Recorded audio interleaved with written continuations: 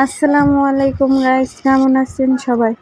তো দেখেন আমি সকালের নাস্তাটা বানিয়ে ফেললাম। তো সকালে নাস্তা বানিয়েছি এই যে পরোটা, ডাল দিয়ে পেঁপে দিয়ে এটা ভাজি করছি। তো দেখেন পরোটাগুলো কিন্তু অনেক নরম হয়েছে, খাইতেও কিন্তু সুস্বাদু। তো এই যে সকাল সকাল উঠে নাস্তাটা বানিয়ে খেয়ে তারপরে অন্য কাজে বেরোবো। তো দেখেন এই যে সকালে উঠে নাস্তা বানিয়ে খাওয়া শেষ প্রায়। তো এখন আমার যে রান্নাটা আছে দুপুরের ওটা করব। অবশ্যই এই যে সকালের নাস্তা খাওয়া প্রায় শেষ। তো এখন আমি যাব রান্না করতে। এদিকে সব কিছু গুছিয়ে গাছিয়ে তারপরে কিন্তু সবার শেষে আমি নাস্তাটা করি।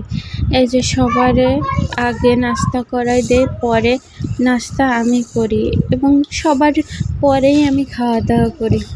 তো দেখেন এভাবে কে কে প্রতিদিন সকালে কার কার নাস্তা বানানো লাগে আপুরা বলে যাবেন। তো দেখেন আমার কিন্তু প্রতিদিনের কাজ এটাই, সকালে উঠে আগে নাস্তা বানিয়ে রাখা। তারপরে এই যে নাস্তা টাস্তা করে তারপরে চলে আসলাম এই যে বাবুর খাবার বানাতে। তো বাবুর জন্য আমি সেমাই রান্না করব। তো আমি প্রথমে যে পাতিলে একটু দুধ, তারপরে কিছু তেজপাতা, চিনি, লবণ দিয়ে এভাবে জ্বালিয়ে তারপরে বলক আসলে তার ভিতর সেমাই দিয়ে দিব কিন্তু। তো দেখেন দুধটা কিন্তু সেমাই রান্না করার সময় দুধটা কিন্তু একটু বেশি করে জ্বালিয়ে নেওয়া ভালো, কারণ দুধ যত জ্বালাবে তত কিন্তু তার স্বাদটা অন্যরকম হবে। এই যে আমি এই দুধে কিন্তু একটুও পানি দিইনি, শুধু দুধটা দিয়ে এই যে এভাবে জ্বালিয়ে নিলাম।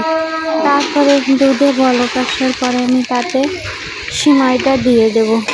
তো দেখেন এই যে আমি সেমাইটা দিলাম, দিয়ে একদম পানি মতো হয়ে গেছে, তাই ভাবলাম আমি একটু জ্বালিয়ে নেবো, তাহলে কিন্তু সেমাইটা ঘন হয়ে আসবে। আপনাকে নিয়ে কে খারাপ বললো তো আর দেখেন কে এই যে ভালো বললো আমি দুধটা এগুলা নিয়ে জ্বালিয়ে ভাববেন না, তারপরে কারণ এই যে কি জানেন, সেমাইটা ভালো দিয়ে চরিত্রের জ্বালানো শুরু মানুষেরা করলাম। আপনাকে মানে ভালোই সেমাইটা বলবে আর দুধটা খারাপ জ্বালালে চরিত্রের সেমাইটা মানুষেরা ঘন হয়ে আসবে, আপনাকে কারণ আমার খারাপ ভাববে। দুধের যার পরিমাণটা চরিত্র যেমন বেশি হয়ে তার গেছে। ভাবনা চিন্তাও তো তেমন, দেখেন এই যে তাই এগুলা মাথায় আমি আনবেন না। সেমাইগুলো দিয়ে এভাবে নাড়াচাড়া করে নামিয়ে ফেললাম।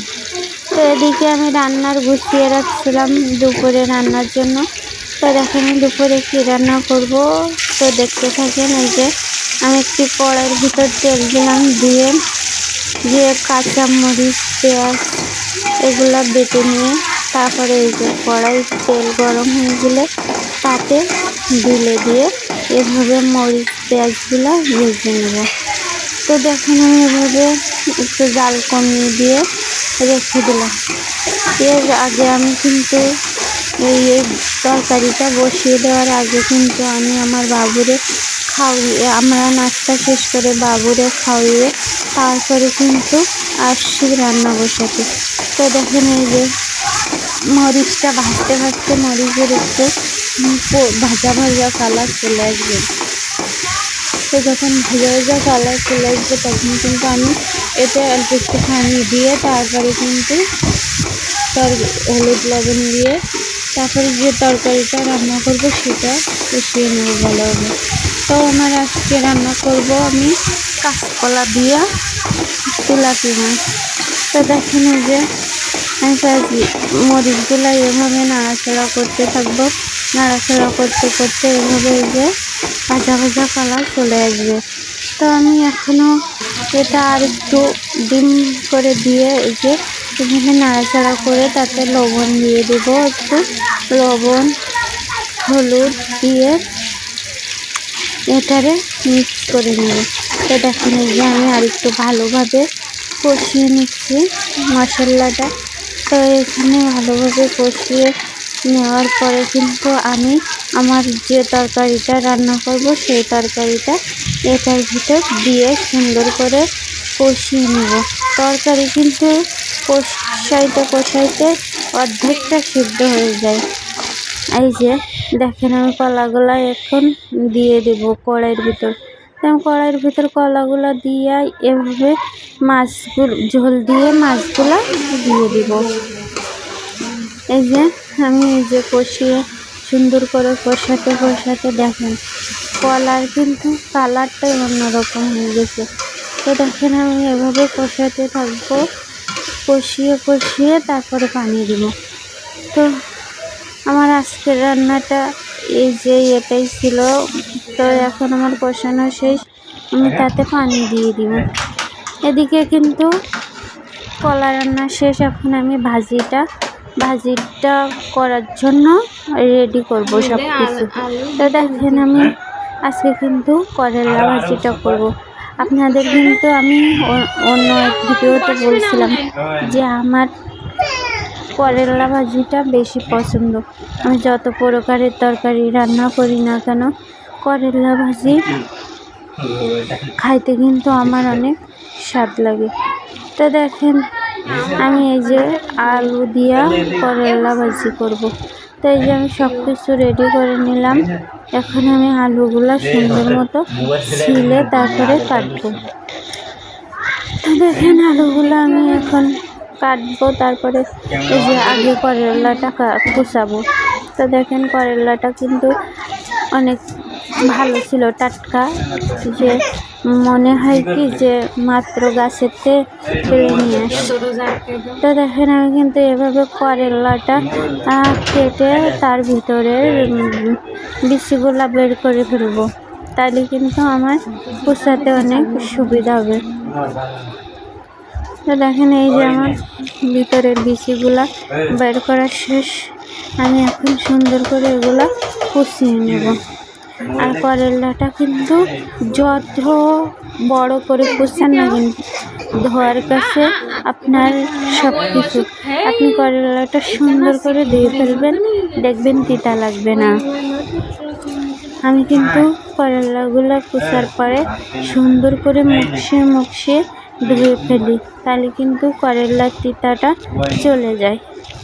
তো দেখেন আর এতে কিন্তু একটু আলু দিতে পারলেই আর কম তিতা লাগতো, ঠিক আছে। তো আমিও কিন্তু এতে আলু দিয়েই রান্না করব। তো দেখেন করলাটা আমি কিন্তু কুচা দিয়ে আছি, কষাতে প্রায় আমার করলাটা কুচানো শেষ। এই যে আর একটু আছে, এটুকুও কুচিয়ে ফেলবো। তো দেখেন অনেক সুন্দর করে আমি কিন্তু করলাটা ভিতর থেকে বিচিগুলো বাইর করে নিলাম, তারপরে এই যে কেটে ফেলবো, করলাটা কুচিয়ে ফেলবো। যে নিচের দিকে একটু নষ্ট ছিল সেটুকু আমি কেটে ফেলাই দিছি, তারপরে এই যে করলাটা কুচিয়ে ফেললাম। তো দেখেন এই যে আমি কুচাতে পরে এই যে আলু কুচাবো। আমি কিন্তু আলু কুচিয়েছি, সেটা কিন্তু আপনাদের সাথে শেয়ার করিনি, কারণ আমার আলু কুচানোটা ভালো হয় না। তো গাইস এই দেখেন করলাগুলো নষ্ট ছিল। তো যাই হোক আমার কিন্তু প্রায় সব কিছু রেডি করা শেষ, আমি কিন্তু এখন যে করলা ভাজিটা বসিয়ে দেব। তো যাই হোক পরে যে আমার আলু আর করলাগুলো কাটা শেষ, আমি এখন করে দেখলাম যে আমার আলুর পরিমাণটা আবার কম হয়ে গেছে, তাই আমি আরেকটা আলু ছিলে কুচিয়ে নেবো এর সাথে। তো দেখেন আমি আলুটা ছিলে ফেললাম, পরে আলুটাও কুচিয়ে নেব। তো বন্ধুরা কেমন হলো সবাই কমেন্ট করে জানাবেন।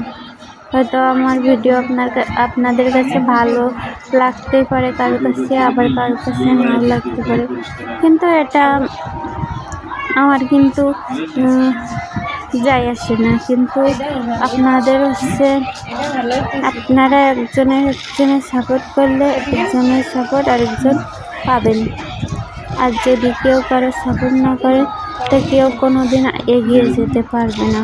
আমি কিন্তু সবসময় মানুষের প্রশংসা করি, কারণ যার যতটুকু আছে সে ততটুকুই করে, তো তাকে নিয়ে হিংসা করার কোনো নেই, হাসাহাসি করার কোনো কারণ নেই। তো যাই হোক, ভালো থাকবেন সবাই, সুস্থ থাকবেন। আমার আজকে রান্নাটা এই পর্যন্ত ছিল। আল্লাহ হাফিজ।